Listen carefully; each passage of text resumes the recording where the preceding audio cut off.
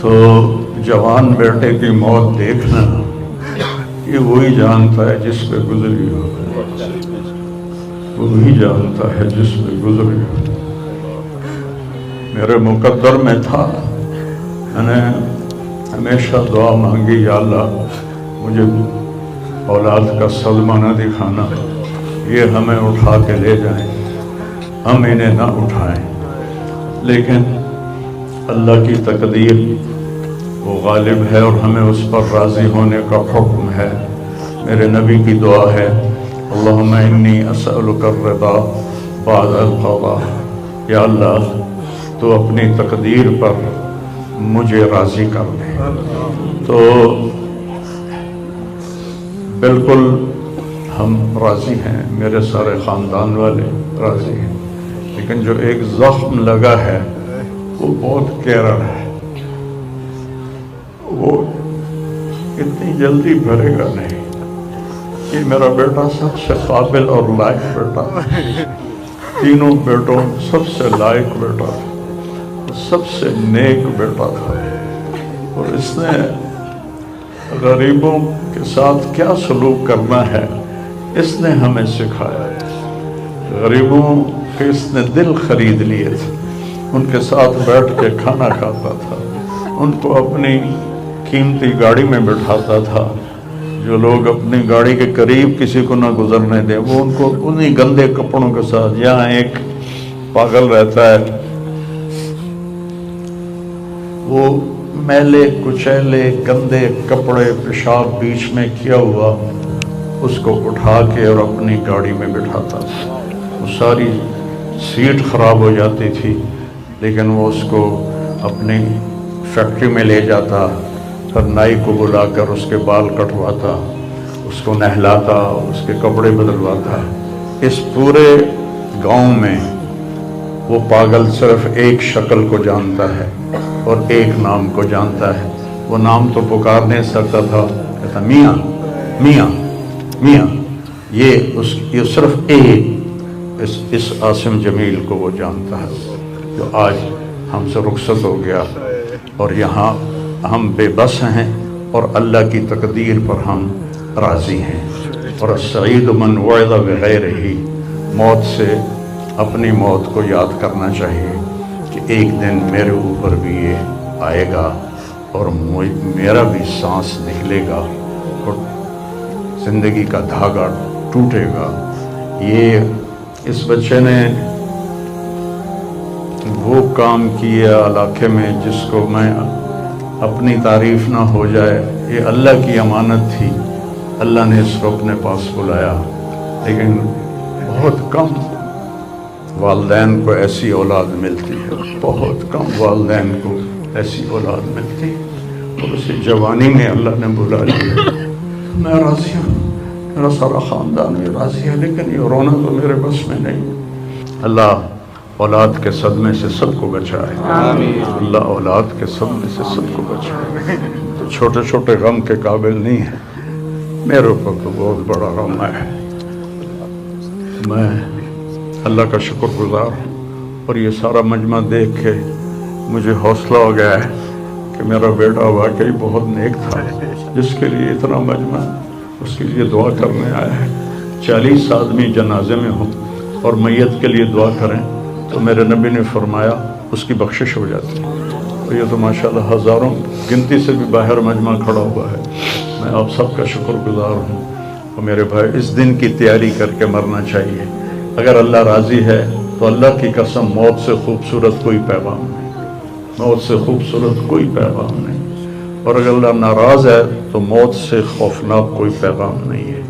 اور یہ میرا بچہ یہ اللہ کی محبت میں ایسے تڑپتا تھا جیسے کسی کو کوئی زخم ہو جائے اور وہ تڑپتا ہے۔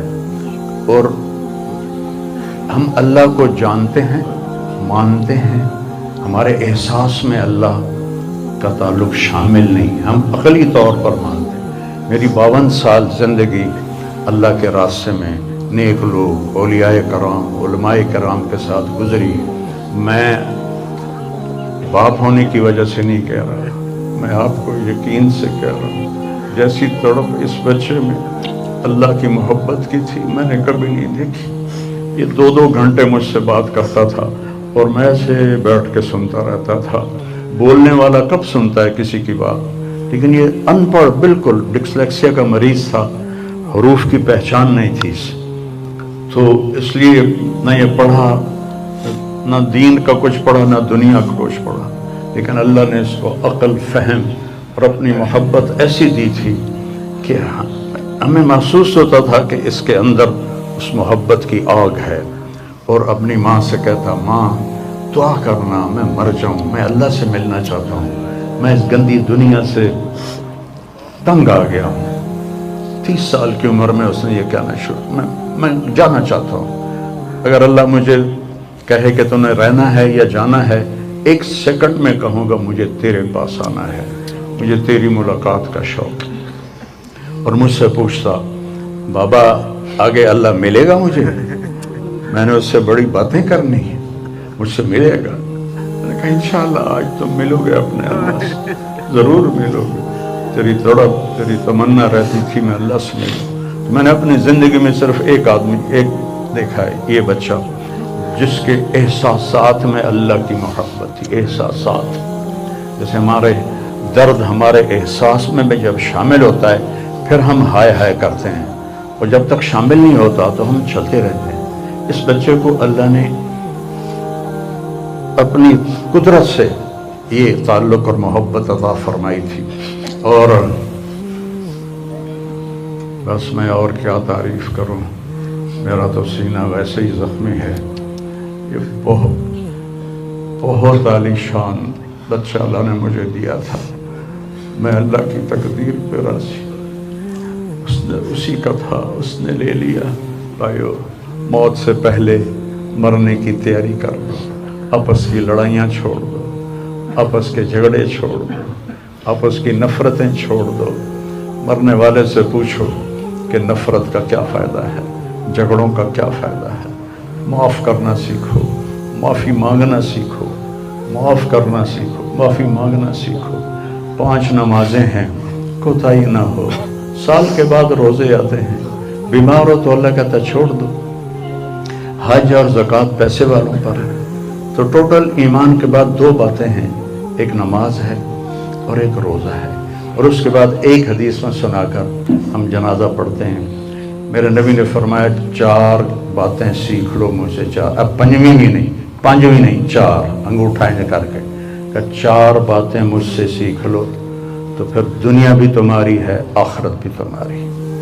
صدق و حدیث, ہمیشہ سچ بولنا, ہمیشہ سچ بولنا. آج نیت کرتے ہو؟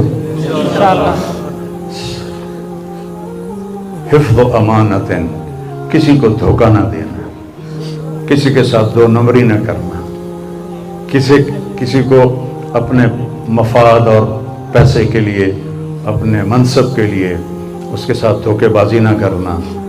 تیسری بات, حسن و خلیقت, اپنے اخلاق اچھے رکھنا. گالی, غیبت, الزام تراشیاں, جھگڑے, یہ چھوڑ کے اچھے اخلاق والے بن جاؤ. اور چوتھی بات فرمایا عفت فی طعمت, رزق حلال کماؤ. اب سارے مجمع سے میری اپیل ہے, آج کے بعد نماز پکی کرنی ہے اور سچ بولنا ہے اور کسی کو دھوکہ نہیں دینا اور اپنے اخلاق اچھے کرنے ہیں. کسی کو گالی نہیں دینی, کسی کو بے عزت نہیں کرنا اور رزق حلال کمانا ہے. تو انشاءاللہ میرے نبی کا وعدہ ہے دنیا بھی تمہاری ہے, آخرت بھی تمہاری ہے. آؤ ہم اپنے بیٹے کو رخصت کریں. کبیر